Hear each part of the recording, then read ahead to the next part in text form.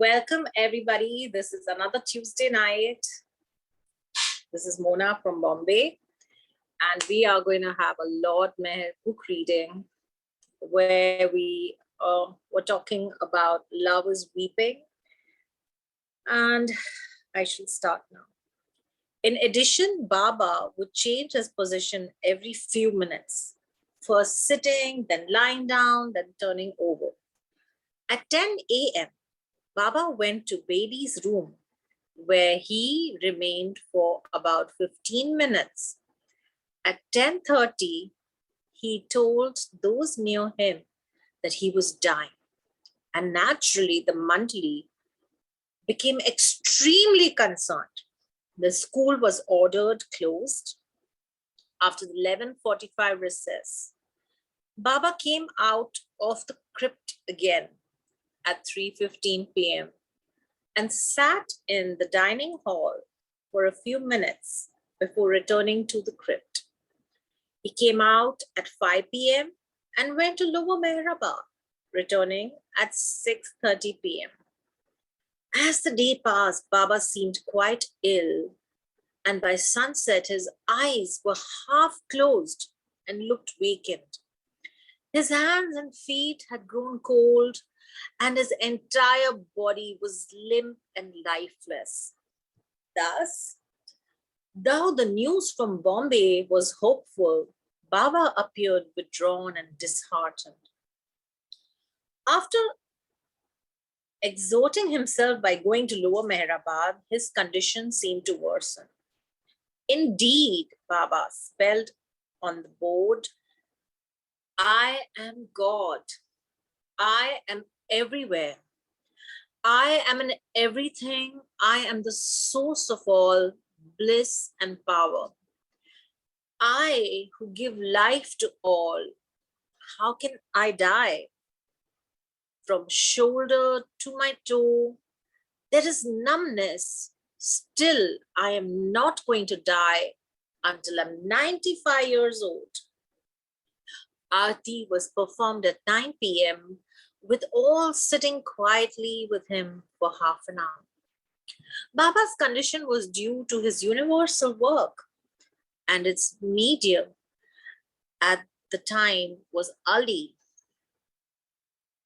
While doing this work, Baba wanted the boy near him to lessen his suffering. It is incomprehensible, but to move the world, the master could use a small boy as his medium, and for this great purpose, unknown to mankind, he would protect and nourish the child with all his heart. The following day, Tuesday, 26 February 1928, a discouraging telegram was received saying that Ali's father and other relatives were not willing to send Ali back to Meherabad. But strangely enough, Baba was in a good mood that day, despite this disappointing news. In the morning, he went to the women's quarters and asked for a sari, draping it around himself and wearing a dhoti and a crown. The women had fashioned. Baba walked around Meherabad and distributed some fruits someone had bought. The photographer, S.S. Dean, was called from Ahmednagar to photograph Baba and the children. The next day, Baba spoke about Jesus and his parables, and again stated that after Jesus' crucifixion, he went to Kashmir, where he died. On 1st March, a letter was received from Ali, conveying that he felt quite forlorn being away from Baba and had stopped eating or drinking. At one point, he wrote, "In my awake state, I always see Baba. Also, while sleeping, I see Baba, in a halo of light, some idea of Ali's state at the time can be glimpsed from the following poem about Master, which he included in his letter and asked to be read to Meher Baba. The apex of the highest heaven is your abode. The home of truth is your resting place.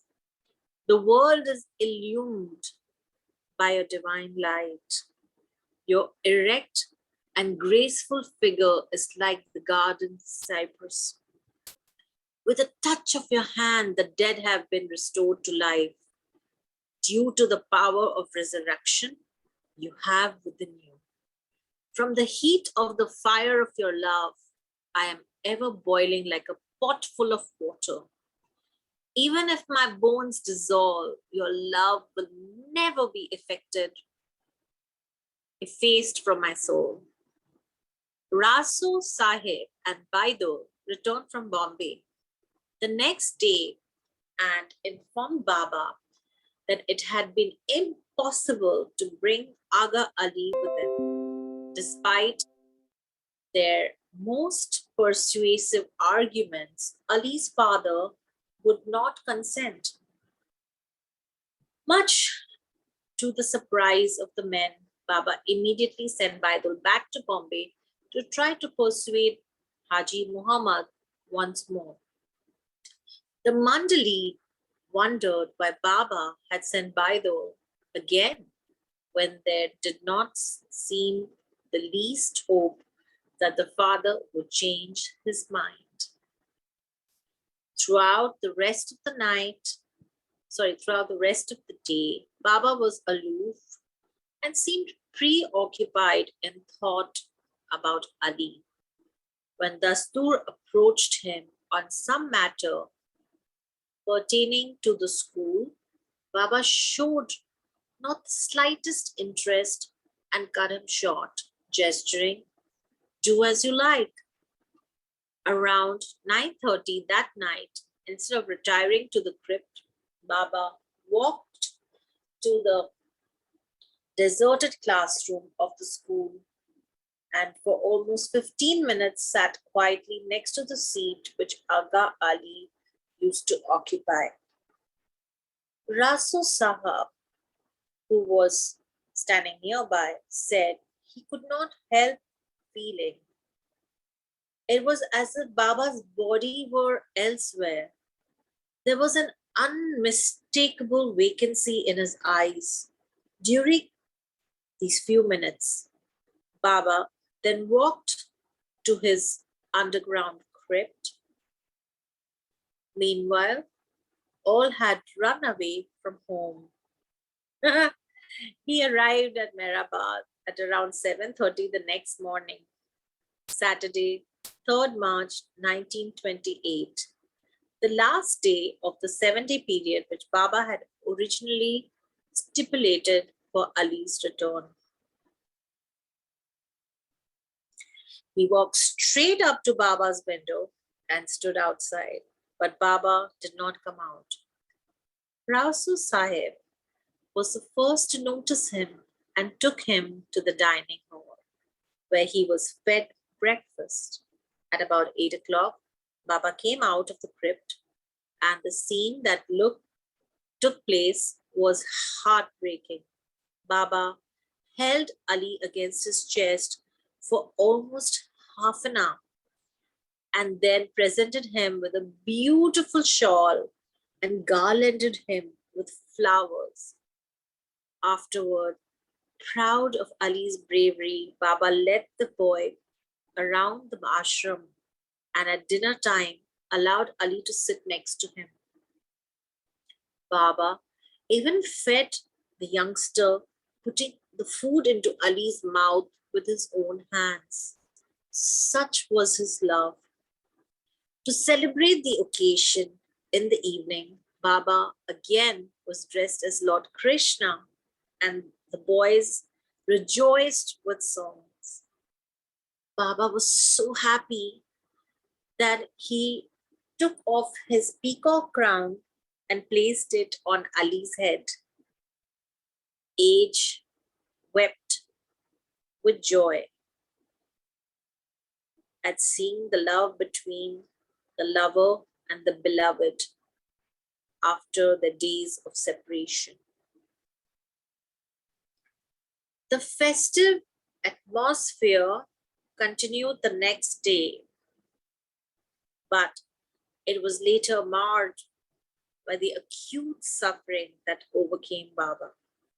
At 3:30 in the afternoon, Baba began having sharp spasms, as if he was suffering from internal shocks.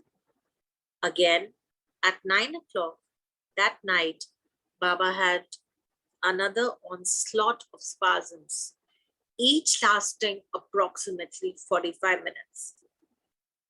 During these painful spells, the shocks were so intense that Baba writhed in agony and appeared to be on the verge of dropping his body. Nothing the mandali did seem to relieve these spasms, but after an hour, they suddenly subsided on their own. The same night, after almost everyone had gone to bed, Ali's father showed up and asked to see his son. Rao Sahib discussed the matter with him late into the night, but the father would not listen and insisted on taking his son away. Out of sheer exasperation, Rao Sahib blurted out, "All right, for God's sake, take your son away. You have no idea of the great pains Meher Baba and the officers of the school are put to on account of your son. None of us has anything to gain by keeping Ali here. On the contrary, it is for his own good that we have been trying so hard to convince you." Rao Sahib stood up to leave when Ali's father called him back and agreed to sign a letter allowing Ali to stay in the school for 1 more year.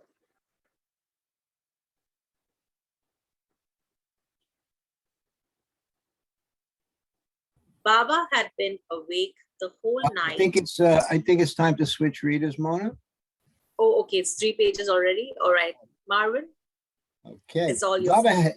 Baba had been awake the whole night in the upper portion of the crypt cabin, and only after Rao Sahib informed him of the outcome of his negotiations with Ali's father did Baba retire to the crypt underground. It was by then 5 a.m. When Ali awoke that morning, he was taken down the hill to meet his father, who then returned to Bombay. To celebrate this happy occasion, Baba closed the school and took all the boys, teachers, and the mandali to Happy Valley. He proclaimed it Aga Ali Day, and he allowed the boys full freedom to roam about and play in Happy Valley. A delicious meal was served, and later, despite his fast of months, Baba accompanied the boys on 2 hikes. During the second walk with the boys in the evening, Baba suddenly collapsed and again looked as pale as if he were about to breathe his last. The mandali anxiously carried him back to the Happy Valley Dak bungalow, where within a short time, Baba revived and was again alert and active. These shocks and ordeals which Baba was undergoing were the inner effects of his work. How much Baba had to suffer because of Ali, he alone knew. Baba returned to Meherabad with the children that night, and the school was reopened the following day. Life at the school ashram returned to a normal schedule again. In the course of his explanations, on Monday, 5th March, 1928, the master revealed this about Jesus' statements. If poor God were only to sit in heaven like a thief, then he must be pitied. If Jesus said that God is in heaven, then he was not the Christ. But I know that he was perfect and divine, God incarnate, and never meant that. What did Jesus really say? To the multitude, he said, God is in heaven, try to go there. And to that end, he said, to overcome certain temptations and suffering. To his followers, he said, God is everywhere, try to see him, and gave explanations to that effect. To the selected few, close circle of apostles, he said, God is in me and in you too, and actually revealed this to them. Why did Jesus say different things? Owing to the time and the persons, according to their readiness to listen and understand, what Jesus meant was to leave all and follow him. That means to know him, see him, and experience him. The teachings that are being followed by Christians are not the real teachings that Christ gave. The priests have altered his words, added to his teachings, and spoiled them. Baba had chosen Rustam to go to England to bring some boys back to India. On 7 March, Baba gave final instructions to him about his trip, telling him, you may go to as many cricket and football matches as you like. You can go to the cinema. Just accept all the invitations that come your way and speak about me to those you meet. Then my work will be done. Rustam left Meherabad that evening and sailed from Bombay 3 days later.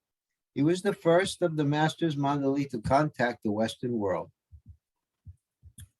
The first English biographical booklet about Baba was published in March 1928, and Rustam carried some of the booklets with him to England. Written by K.J. Dastur and Ramju, it was titled His Holiness Meher Baba and Meher Ashram. Sidebar. The booklet had been read to Baba and corrected on the 19th of February, 1928. Ramju had also been writing the combined diary. A second edition of 1,000 copies was published in June 1928, and a third edition of 2,000 copies, titled His Divine Majesty Meher Baba and the Meher Ashram Institute, was published in August 1928. 1,000 copies were printed and they soon sold out. Another 1,000 copies were printed in June that year and 2,000 more in August. Meanwhile, the atmosphere in the ashram was undergoing a transformation. The soil of Meherabad that was once wet with tears was no longer so. On Monday, 19th of March, Baba explained, these sparks of love once ignited can never be put out, but to feed it, some kindling of individual efforts is required. Once the fire is sufficiently fed, instead of being extinguished, it will go on increasing automatically without the aspirants even thinking about it. The fire increases to such a degree that a time comes when the aspirant cannot bear its heat and wants nothing but to cool it down. Look how Ali Akbar has changed. He was so often repeating, I don't want God, I don't want anything. Only cool down this all-consuming fire in my heart. But to put out the fire means to render the boy unconscious. This is the intermediate state between the fire and the light, but I am not going to extinguish it yet. To bear the burning of the fire is necessary in order to see the light. And once the light is seen, the pain of burning disappears. There are no more sufferings and agonies after that. Let us see what comes of Rustam's trip to the West. The love, will not be as it was in January. No more spark sprinkling now. It will be done in another way. By turning the eyes of the newcomers inward, they will be shown the light, but without making them pass through the fire of love. The final touch will be given to all the boys through Ali, who is the link through whom all will get the light of love. After a few days, Baba informed the boys, during the coming 2 months, keep studying and playing as you used to do when you first joined the ashram. During this period, however, I will not permit an outburst of love to occur. There will be no spiritual demonstrations or manifestations now. On Sunday, March 25th, 1928, the Prem Ashram was formally established on Mehrabad Hill. It was housed in a temporary structure near Baba's crypt cabin, while Meher Ashram remained in the compound next to the water tank. A new set of rules was formulated for the Prem Ashram. The boys were given the freedom to meditate at any time while they were alone, except in the evening when they were instructed to participate in games and other recreations. Baba would lead them on walks in the evening, thus giving them the opportunity of his intimate companionship.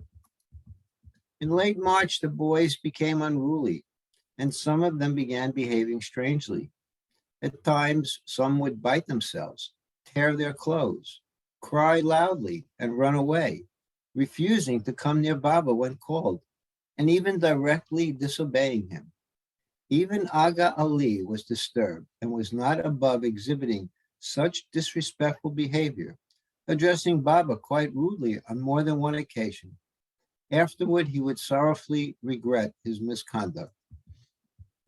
Baba, too, had to suffer during this period because of the boys. Besides spending hours trying to calm and placate them with explanations, he had to tolerate their rough antics. Once in their excitement, the boys tore his Kamli coat in several places. The coat, which Baba had been wearing for almost 6 years, was his favorite, so he insisted that it be patched instead of discarded. The boys became so wild in their enthusiasm that one day when they were pulling Baba in the rickshaw, they went so fast that the rickshaw overturned on the rough dirt road. Baba received numerous cuts and scrapes to his hands and legs. The event that took place at Mehrabad on Sunday, April 1st, 1928, will be written in the history of Mehrabad in golden letters. It was a unique occurrence, the true meaning of which can be grasped only by those with divine consciousness. From 8:15 that morning, the master began walking about on Mehrabad Hill barefooted. Eugene, could you read next? Thank you. Love is Weeping, 1928. All were surprised to see him doing so, and it seemed to signal that something unusual was about to occur. The meaning of Baba's behavior became clear when, suddenly at 11:30, Baba Jan arrived by car in Mehrabad. Her car stopped by the railroad track in front of the girls' school bearing her name. Since moving to Pune many years before, Baba Jan had never left the city for any reason. Therefore, everyone was truly astonished to see her at Mehrabad. A week before, she had expressed her desire to leave Pune and go to my quote, to my child's place, end quote. She was found to be constantly talking about Baba and remembering him very lovingly and wanting to visit Ahmed to England. Padre had been made the superintendent of Mehrabad. In those days, the procedure before any visitor was allowed to inform Baba about the person's arrival through a slip of paper with the person's name and address written on it. When the note was read to Baba, he would respond as to whether or not he would meet the person. Following this procedure, Padre sent this understated slip to Baba. Date, April 1, 1928. Name, Hazrat Babajan. Address, Pune. Rao Saheb had accompanied Baba up the hill that day, carrying an umbrella over him. Normally, he would leave after Baba entered the compound. But that day, Baba told him to wait. After Baba read Padri's note, still barefooted, out of respect for his master, Baba immediately came walking down the hill, even though the path was strewn with rough, sharp stones, not using the rickshaw as was his usual habit.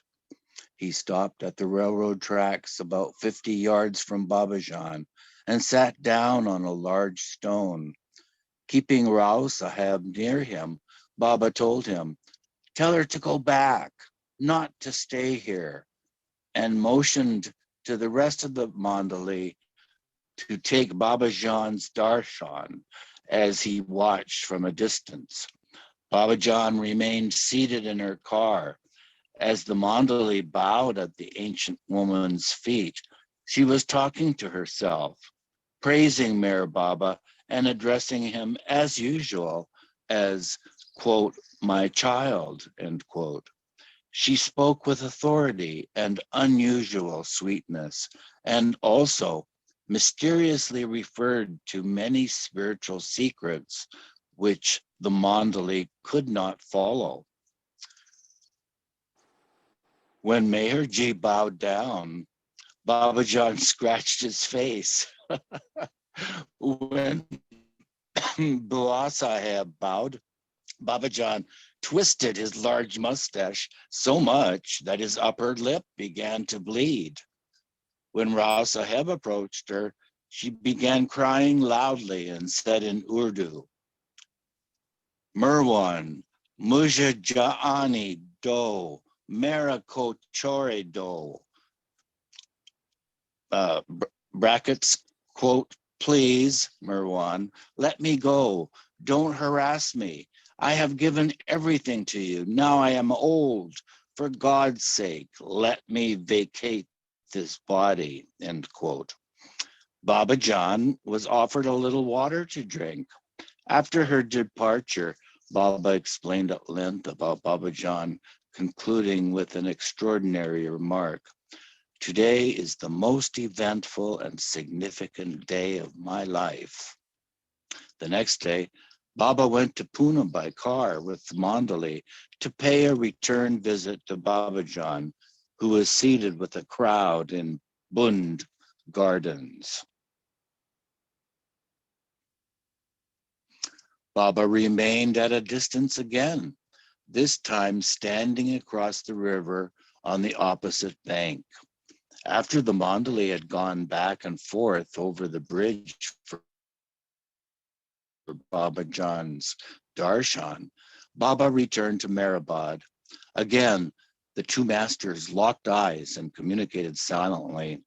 From Sunday, 15 April 1928, 2 weeks after his visit to Babajan, Baba went on a strict fast, not even taking his usual 2 cups of coffee. He would not even drink water more than once every 24 hours. After a few days, he stated, "If a certain number of people are prepared to fast for a certain period, I will consider breaking my fast."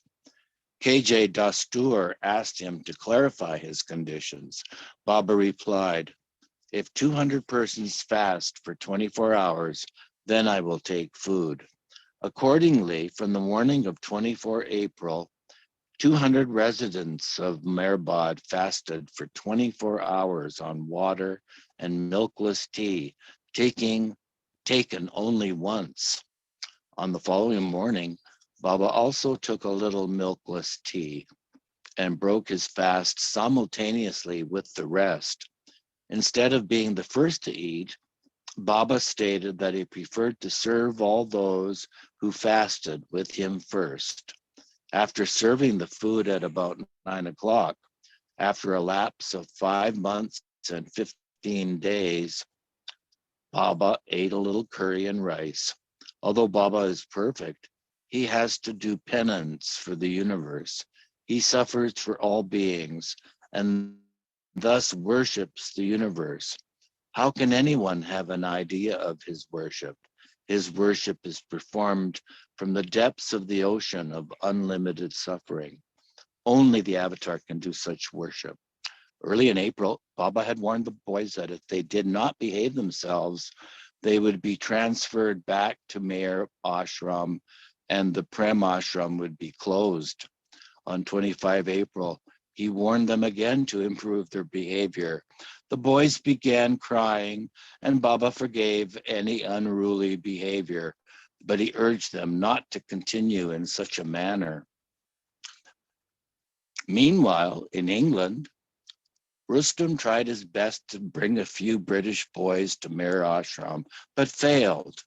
The details of Rustam's 3-week stay in London are not known, but he placed ads about the school in the local newspapers and interviewed prospective candidates at his lodgings, 38 Ashchurch Park Villas, W12, and appointed an agent to help him in his search.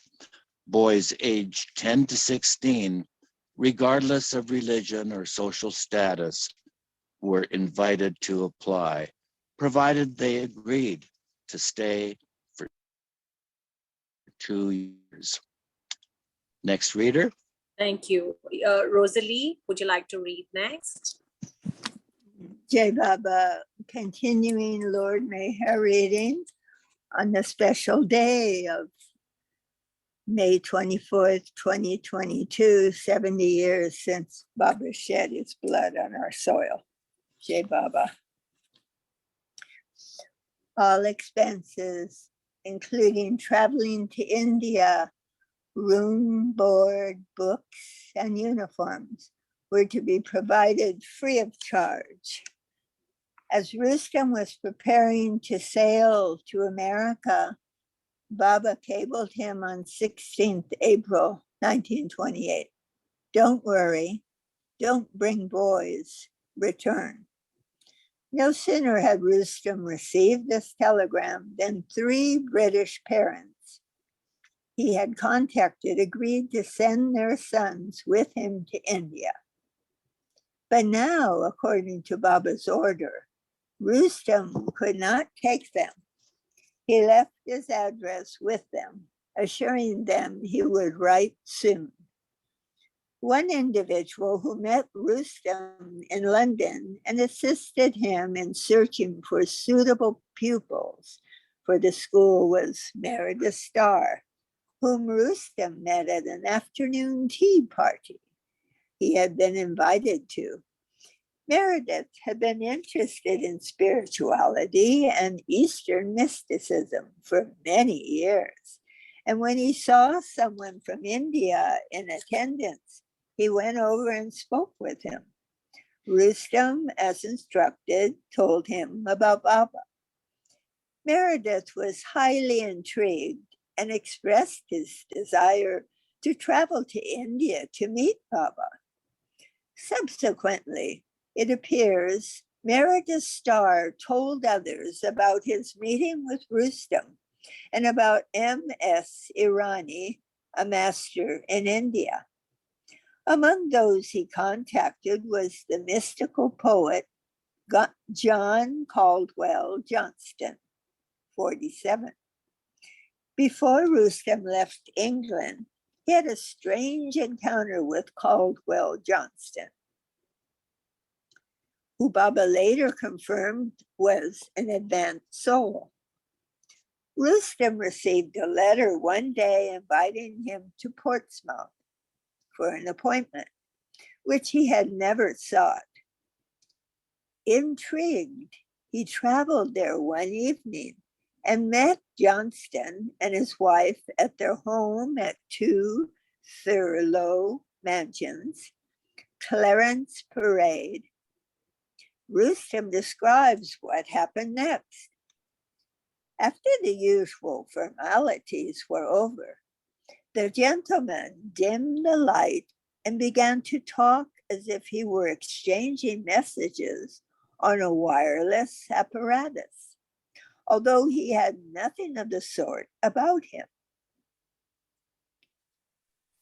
Footnote, previously in June 1927, Baba had said, there was a man in England who had tremendous powers, unknown even to his own wife. And in December the same year, Baba had mentioned an advanced soul in London between the fourth and fifth plane who acted as a, quote, telegraph receiver. In a low and impressive tone, Mr. X, Johnston, began to thrill his already stupefied listener with the following words. I see the master.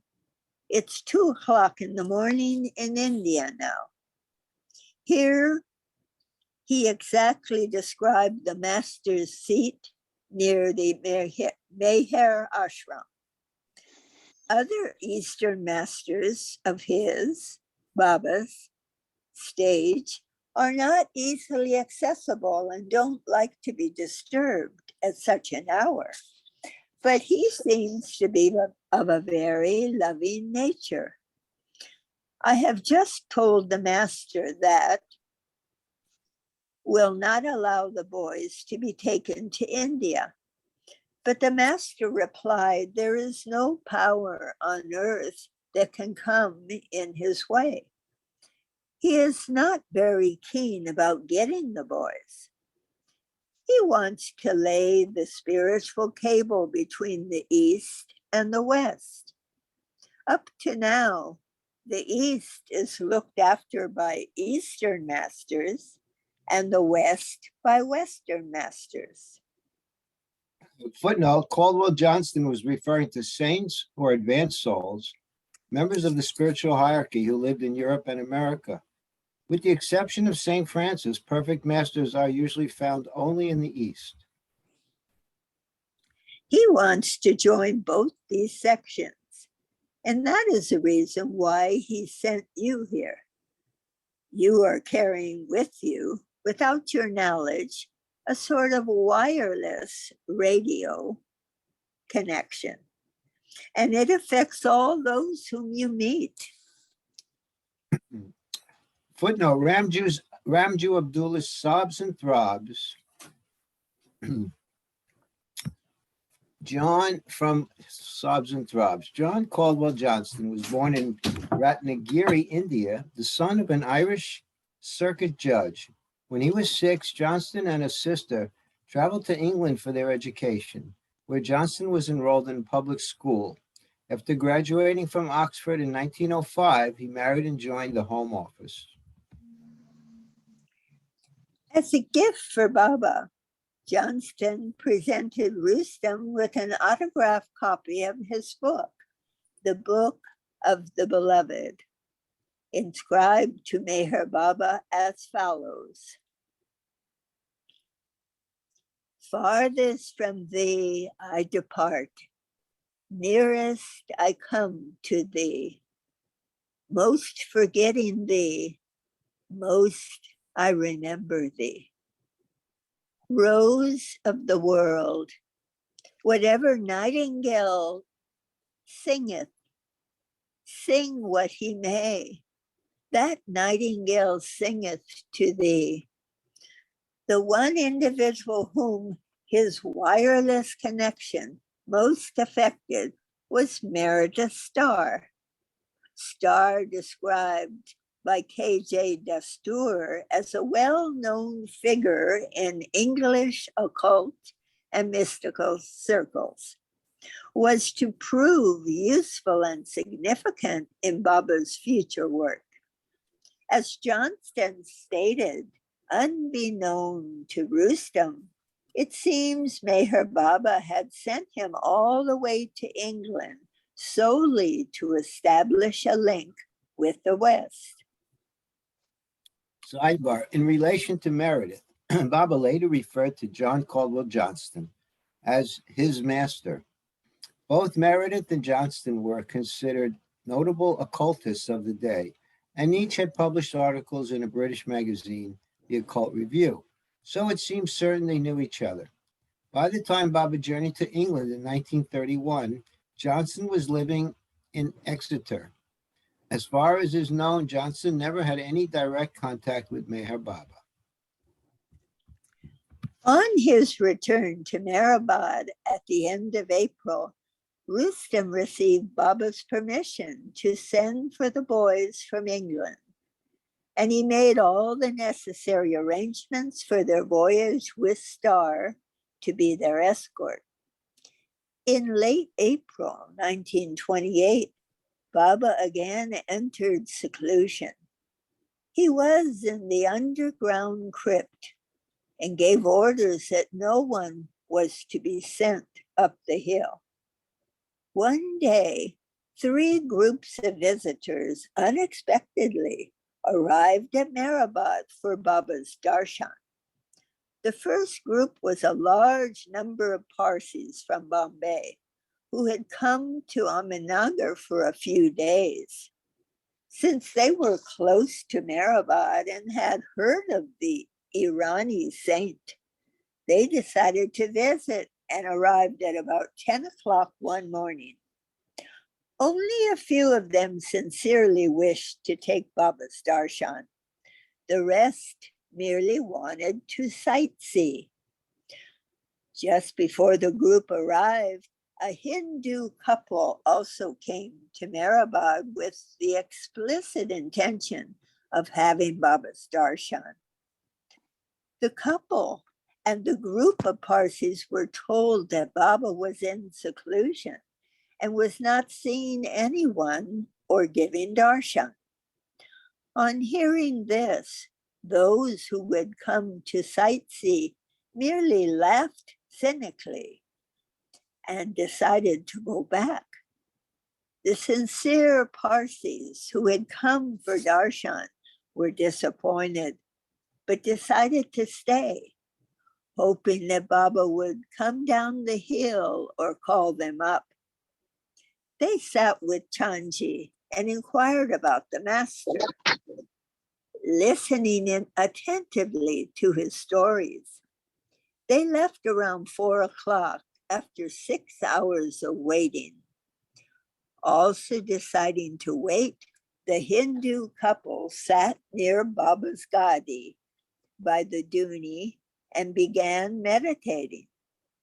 They continued meditating, waiting patiently until 9 o'clock that night in hopes of having Baba's darshan.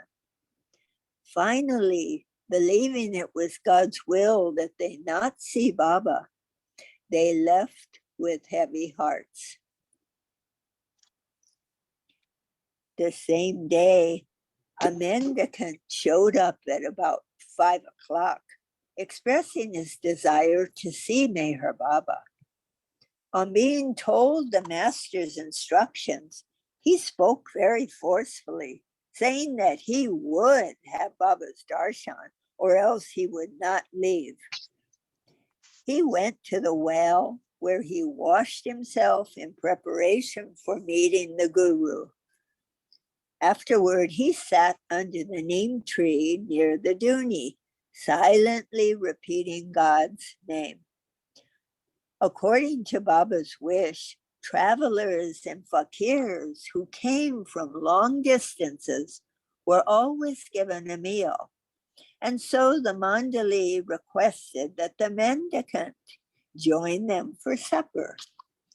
He answered, "Without the Guru's darshan, I shall not touch food or water." The Mandali tried to persuade him not to act so stubbornly and overrule the master's orders, but the fakir would not listen. That night, after hours of useless persuasion, he was invited to come and sleep inside with the men. But he even refused this and continued to sit by the main road. The next morning, the Mandali found the fakir sleeping on the veranda of their quarters and concluded that he must have given up his foolish behavior. But when the man awoke, his face was beaming, and he declared, "The Guru heard my voice. My desire has been fulfilled. I had the Guru's darshan last night." Thinking he must have seen Baba in a dream, the Mandali told him that Baba often appears to his followers in their dreams, and he was fortunate to have such an experience. At this, the man jumped up, rebuking them. What are you talking about? This was not a dream. Meher Baba came to me in person, gave me his darshan, and then returned up the hill. The Mandali did not believe him, as Baba was in seclusion and never came down the hill once he retired for the night.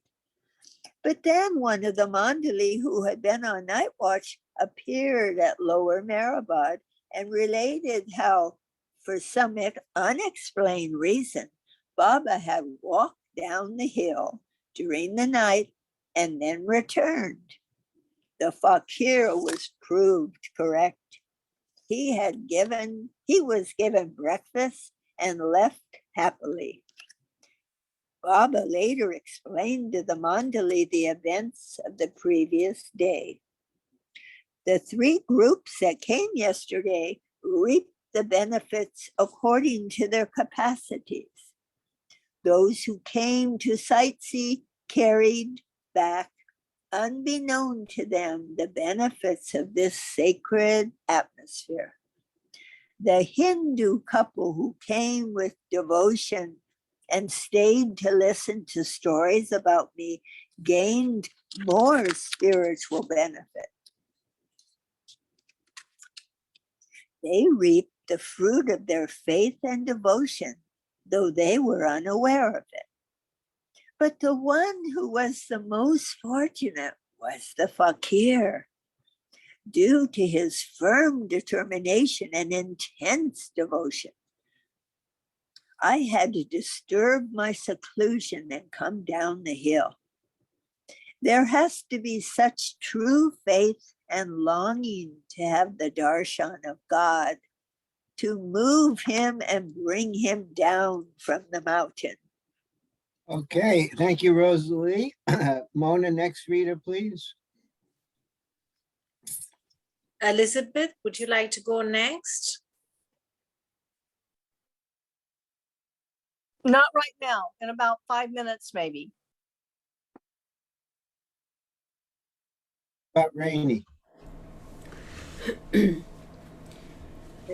On Tuesday, 1st of May 1928, Baba concluded a discourse with the boys on union with God by stating, in the end, the love, the beloved, and love all become one. He then quoted a Persian couplet. The inmost core of my heart is so filled with the thought of my beloved that my own name and existence are lost in thinking of him. Baba urged the boys, so create love and you will see the Master. The beloved can be loved even from a distance. There is no question of distance or nearness. Love is required, and love can be awakened by constantly thinking of the Master. Chapter 7, Toka. Some months before, Meher Baba had remarked that change would take place, but at the time no one understood what he meant. When Aga Ali was taken away by his father, Baba had commented in reference to the ashram, "This will have to be done all over again." Because of these hints, the Mandali came to believe that a great change was about to occur, but no one could foresee that the entire Mehrabad community would be shifted to a completely different location. On 7th of May 1928, several people came to see Baba, and among them was Ramdru's brother-in-law, Abdullah Jafar. During his conversation with Baba, Jafar mentioned that there was a very good place in Pune which would be quite suitable and comfortable for Meher Ashram. It was then summer and extremely hot in Mehrabad. The desert-like climate was a source of constant discomfort. Baba replied, "Yes, I too am thinking of changing the site of the ashram." This brief remark, stated so seriously, astounded the Mandali, because to move an institution of 400 people from one place to another was not an easy task. But in the play of wine, outward considerations have no importance, and the Saki can shift his tavern wherever and whenever he must. Early the next morning, Baba left Meherabad for Pune at 4:30, taking Chota Baba and a few of the Mandali with him. Chota Baba was kept quite aloof from the rest of the boys during this period, staying night and day in Baba's crypt. He had not stepped out of Meherabad for months. The Mandali who remained behind again witnessed a rare and remarkable event when Babajan unexpectedly arrived for the second time at Meherabad on the very day that Meher Baba went to Pune. The ancient woman met the Mandali and boys, kissing each boy and embracing the residents. After a brief visit, she left. On his way to Pune, Baba's car had actually passed Babajan's, and had passed hers again on his return to Meherabad. Twice, both cars, carrying the masters, passed each other in opposite directions on the road, but neither stopped. While in Pune, Baba saw but did not approve of Jafar's recommended location. He returned to Meherabad. He revealed that shifting Meher Ashram was unavoidable. Then, in reference to Babajan, he remarked, "It has now become imperative, after the old man's second visit here." Footnote, Hazrat Babajan used to refer to herself as a man instead of a woman, and Baba too used the appellations old man or emperor when referring to her.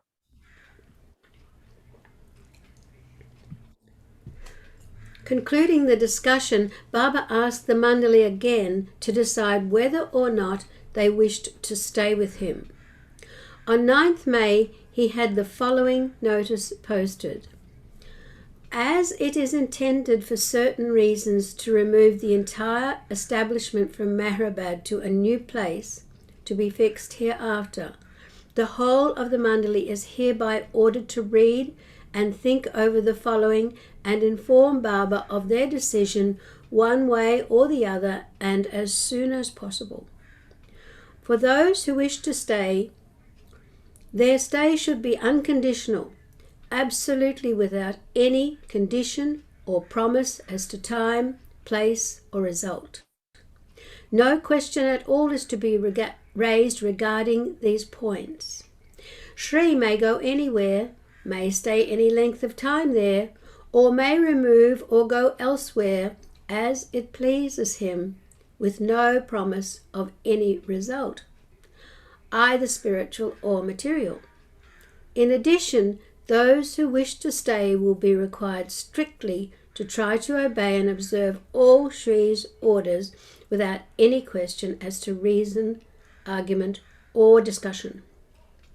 For those who wish to leave, those who cannot manage to observe or accept these conditions, or desire to leave for any other reason, are hereby given complete freedom to do so, and are allowed to go anywhere and do anything they like after informing Shri about it."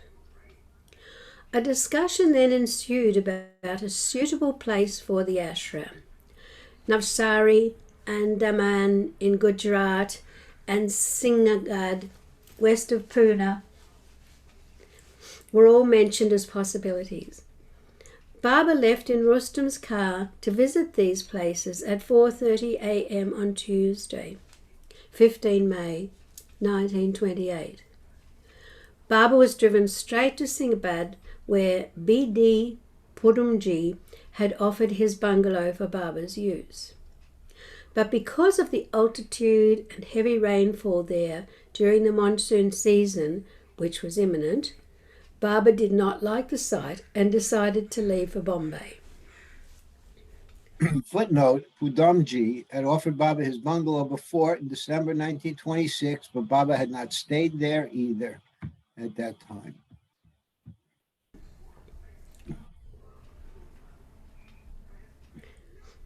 Baba and the Mandali had intended to catch the Gujarat mail for Navsari, but they arrived in Bombay 3 hours late and missed the train. Baba instructed Chanji to proceed to Navsari alone and search for a suitable spot while he and the rest of the Mandali returned to Meherabad the following afternoon. Footnote, Sarabji Desai expressed misgivings about relocating the ashram to Navsari, probably due to likely opposition from the local Orthodox Zoroastrian community. Nevertheless, he tried to obtain land on Fuwara Road, where Didi School is located, but was unsuccessful. Rustam's car with Baba and the Mandali was overloaded, carrying 10 persons and a heavy amount of luggage piled on the top. On their way back, the car abruptly stopped while ascending the mountainous pass near Kandala, and it began rolling backward down the steep hill. The Mandali became frightened, fearing the car was out of control. Rustam applied the brakes, but they failed. The car was rapidly rolling backwards, about to plunge into the valley below. Jalbai and other men jumped out and began shouting about the oncoming cliff. Rustam loudly called out Baba's name. Baba, who was in the front seat, then leaned heavily to one side and firmly pressed his hand on the steering wheel, and the car came to a sudden halt. The Mandali were amazed. How the car stopped remains a mystery to this day. Rustam embraced Baba sobbing, with tears of gratitude and relief streaming down his face. Everyone thanked Baba profusely for saving them from certain death. The rest of the Mandali got out of the car and managed to traverse the Ghat by pushing the car up the hill. After the Ghat was crossed, the car started again and they continued on. In the evening, after they had travelled some distance, another mishap occurred between Telagaon and Shalawadi. A tree had fallen across the road, but due to the car's dim headlights, Rustam did not see it, and the car struck the tree at full speed. Except for a cracked windshield, no other damage to the car was noticed in the darkness. None of the Mandali were seriously injured, though some incurred minor bruises. The engine was still running and they proceeded on to Pune, 20 miles away. Near the Pune railway station, they examined the car and found that the hood and bumper were twisted and bent. The water was leaking from the radiator. After they took a break for tea, Baba indicated that he wanted to be back in Meherabad as soon as possible. So they all left immediately, arriving there in the early hours of the morning on 17th of May. Soon afterward, Rustam was sent to Ahmednagar to have the car repaired. Within a short time after returning to Meherabad, Baba again brought up the problem of where to find a suitable area to shift the ashram. During this discussion, someone suggested Tolka. Interested, Baba wished to see the place immediately and went there the same evening, returning later that night. The master liked Tolka so much that the following day, 18th of May, he had a plot of land purchased there and gave orders for temporary structures to be erected on it. The improvised Tata quarters at Meherabad were pulled down and the materials were taken to Tolka. the crypt cabin was left standing. Because their residence had been demolished, the men Mandali at Meherabad had to sleep out in the open for some days. Okay, thank you, Rosie.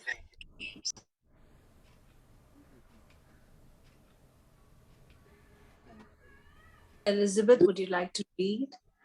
Sure. Later in Toka, work went on day and night, and in 2 weeks, temporary structures were erected. The table cabin by the Duni was transferred 30 May to Toka in a cart pulled by 4 oxen for Baba's stay, and everything else was ready for establishing their residency there. 11 bullock carts came on Friday, 1st June, 1928, to transport items from Meherabad. Mera Ashram, the family quarters, and the ladies' quarters. Baba came down the hill 4 or 5 times that day and personally supervised the loading of the carts. Toka, located between Ahmednagar and Aurangabad, is 45 miles from Ahmednagar. It is situated at the confluence of the Godavari and Pravara rivers, and it is said that Shivaji's master, Swami Ramdas, and Sai Baba both spent much time in the vicinity. Although Toka appeared to be deserted, the pleasant scenery of hills, trees, and the rivers surrounding it appealed to Baba. An atmosphere of peace pervaded the area. In Meherabad, while all the activity of moving the ashram to Toka was going on, many people from nearby villages and towns came and demanded Meher Baba's darshan. In fact, the numbers dramatically increased for darshan because many had heard that the master was leaving the area. Earlier on Sunday, 27th May, 1928, in the midst of the packing and last instructions, Kaikushru Pleader and Savak Dinshaw Katwal, both desiring to join the ashram, arrived with Minu in Pohawala. Baba permitted them to stay in Meherabad for a few days so they could acquaint themselves with the mandali and become familiar with the various work. Ramju left for Lanavla and Bombay in the evening. The next day, Baba called Pleader to him on Meherabad Hill and asked what he wished to attain. Pleader replied, "I want to see God." Baba warned him, "It is the most difficult thing in the world. For that, one has to possess unimaginable courage and undergo untold hardships." Nevertheless, Pleader showed his readiness to endure all deprivations and discomforts, saying that he had no family responsibilities and was completely free from the world. Baba instructed him, "Go back to your home and arrange everything satisfactorily. When you are totally free of all your responsibilities, come back." Pleader accepted this and returned to Bombay. He informed his relatives of his decision, attended to a few details, and was back to Meherabad within the week to join Baba permanently just before the move to Toka. Savwak Katwal was also granted a private interview. At night on the 29th, Baba revealed to the mandali that within 16 months, he would be recognized in Persia as the much awaited master, with many miracles attributed to him.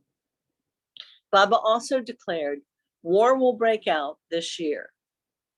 On 31st May, Baba visited Toka again to assure himself that all arrangements for the new ashram had been made by the mandali to his satisfaction. He left early at 5 a.m. with 4 of the mandali and returned at 11 a.m. On 1st June 1928, Baba had another private meeting with Savak Katwal.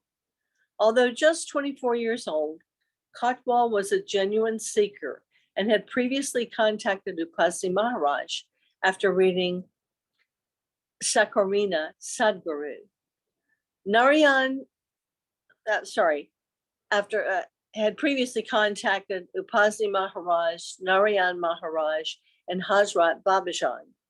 He came to see Meher Baba because someone in Pune had told him that the Irani Guru at Arangaon was the chief disciple of Babajan. Kotwal opened his heart to Baba and revealed, "I desire God realization in this birth." Baba replied, "Either long for God or long for the world. You cannot have both.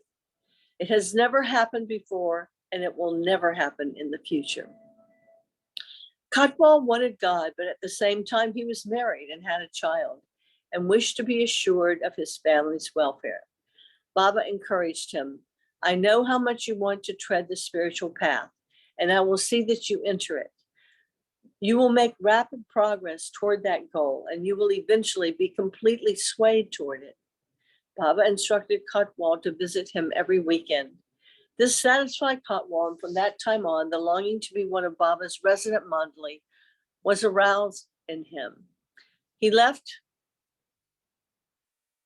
This satisfied Kotwal, and from that time on, the longing to be one of Baba's resident mandali was aroused in him. He left Meherbad that evening when he received a telegram from his wife, Nergiz, that their baby daughter, Naju, was seriously ill. Savak Kotwal had had the darshan of Upasni Maharaj on many occasions. The first time he met Maharaj was in Bombay, where Maharaj was giving darshan. Maharaj had given orders that day that no one touch his feet, but no one had informed Savak. When Savak's turn came, he bowed down, but Maharaj gave him a hard slap and scolded him. "You're ruining my whole work and your own as well." Deeply distressed, Savak resolved never to go back to him. When he was departing, however, one of Maharaj's disciples came running with this message from him: "Don't worry, I only slapped you because I have some specific spiritual work to fulfill. You should not feel disturbed about it." Even after meeting Meher Baba, Kotwal continued to visit gurus, sadhus, and other holy men. One in particular was named Tiaji Baba. When Kotwal next visited, Meher Baba informed him, "Tiaji Baba does not even have a whiff of spirituality in him. Leave him alone. Those who know the emperor have no need to bow before the palace guards in order to gain entrance." Baba did, however, instruct Kotwal to contact the great saint Tipu Baba in Bombay and convey to him this seemingly simple message: "The emperor has sent me." When Kotwal did so, Tipu Baba, who seldom spoke to anyone, immediately replied, "Say Allahu Akbar, Allahu Akbar. God is great. I give these blessings. Go now. The task is successfully completed." Later, Baba told Kotwal to visit Tipu Baba often, but he was not to meet any other holy man. On one such visit, Kotwal brought a framed photograph of Meher Baba and asked permission to hang it in Tipu Baba's room, and the saint agreed. When Kotwal had hung the photograph, Tipu Baba exclaimed, "The whole world exists on Meher Baba's name." On 2nd June, the day before leaving Meherbad, Baba met privately with Minu Puhawala. As Minu was in the habit of going to one saint after another, Baba pointedly explained to him, "When you sink a well, you first select a spot before beginning the drilling. But if you stop drilling halfway and start anew at a different spot, you will never find water and all your labors will be wasted. But if you keep drilling at one spot, you will surely find water eventually. A spirit of fortitude is required. If you are easily disappointed and keep trying at different places, you will never succeed. Similarly, if you continue running from one saint or sadguru to another, you will never gain anything. Stick firmly to only one master and carry out his wishes. Dig, dig, and keep on digging. And one day you will get the water of realization. Preparations were made to take the Mandali and the boys to Toka in the early hours of the morning on Sunday, 3rd June, 1928.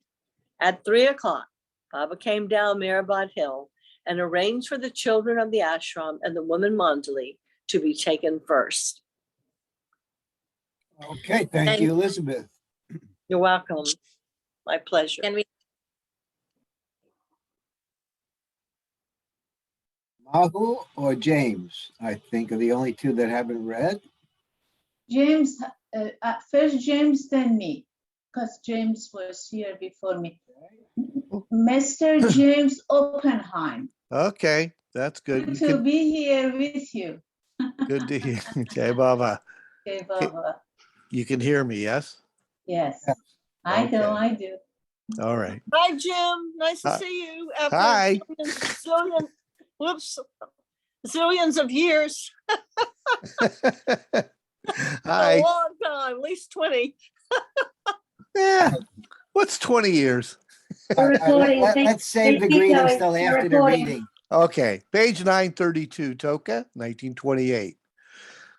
They were accompanied in 4 trolleys, with Baba accompanying them. After seeing them safely to Toka, Baba returned to Meherabad by noon and again started for Toka with the teachers, the men Mandali, and the family groups of Kaka Shahani, Kisan, Ramju, and Chagan. In Toka, the women Mandali, the children, teachers, and families, consisting of nearly 500 persons, settled in their new quarters. Although the men Mandali had to spend the night in the open as their temporary quarters were still being constructed. Rustum, Padri, Pendu, and Pesu, with a few of the children, had stayed behind in Meherabad to see to the transport of the remaining trunks and baggage. As the Lord departed, age looked back and saw Meherabad weeping. A feeling of depression descended like a fog on its deserted fields and the hill. The Duni's ash lamented the separation.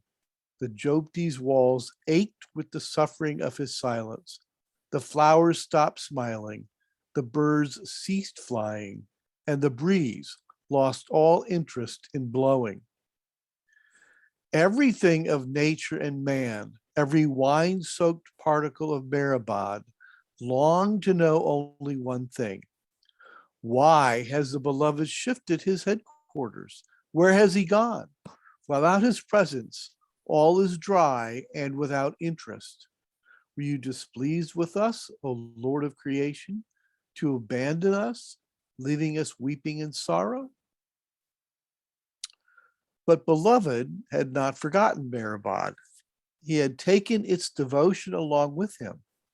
For as soon as he arrived in Toka, Baba named the new ashram Meherabad. The wind carried this news southwards, and hearing it, Meherabad felt happy, knowing its memory was secure in the beloved's infinite heart. The tears of Meherabad seemed to reach Baba at Toka, for on the first night of their stay, rain began falling. The Mandali went without sleep as they spent the whole night moving the grain and other provisions out of the rain.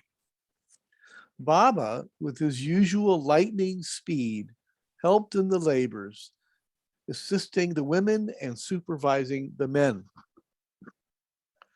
After a sleepless night, the men were so tired they thought, is this really happening or are we dreaming? Baba's movements were so rapid that the men had to run to keep pace with him. This first night was quite stressful for the Mandali, who were already exhausted from the arduous 2-week period spent making the necessary arrangements for leaving Meherabad.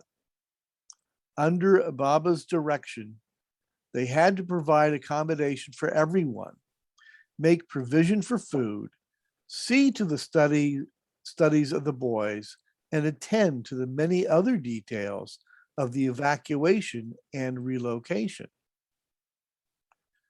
Also, during the first night in Toka, in the midst of all the commotion, Ramju's wife, Khatija, suddenly became seriously ill. Her pulse was feeble and her body cold. Baba was called, and on his touching her, she soon felt better. From the next day, the women mandali, consisting of Mera, Naja, Big Khorshed, Small Khorshed, Sunamasi, Daulat Mai, Gulmai, Dali, Walu, and Pilamai, were given the duty of preparing 1,000 chapatis a day for the ashram residents. Wow. Yeah. The mandali helped to clean the wheat, and the Waman Subnis, who was strong and muscular, would knead the dough and also milk the cows. Chagan's wife, Shanta, prepared chapatis with the women mandali, and at night, Chagan was on duty near Baba as his watchman. Kakushru Masa, his wife Sunamasi, and Pilamai slept in a small tata hut adjacent to the kitchen, and Kaikushru continued his watch duties by the women's side.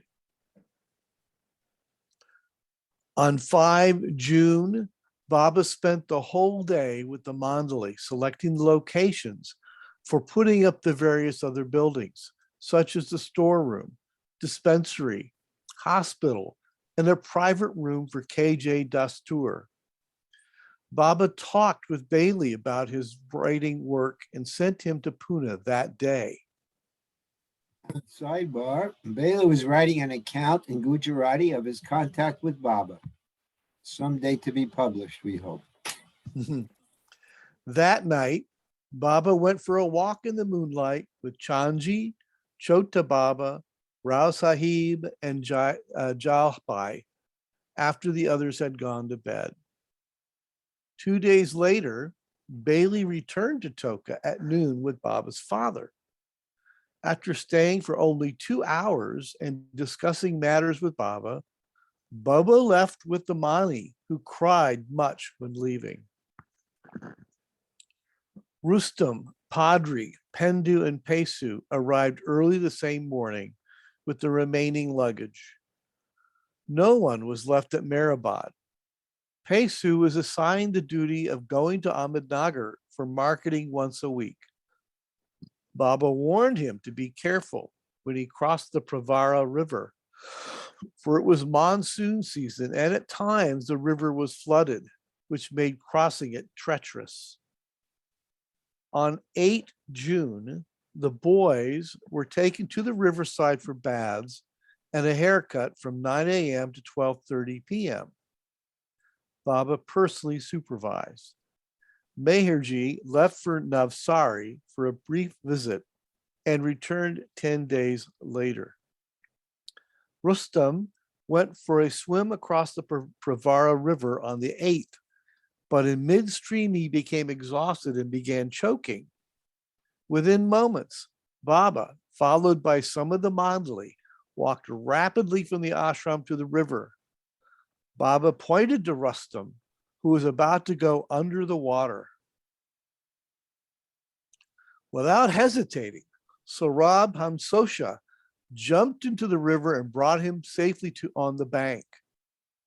This was another occasion when Baba saved Rustam, for if Baba had not suddenly appeared, Rustam would have certainly drowned.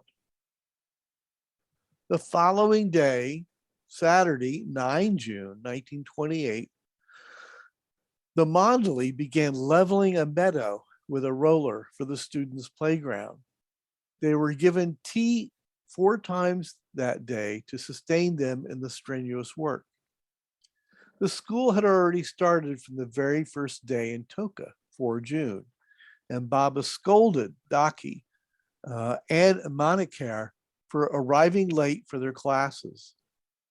Rustam's wife, Franey, and their two sons, 4-year-old Melu and 3-year-old Falu, and their 1-year-old daughter, Meru, arrived the following day, brought by Adi Sr., and began staying in the new ashram.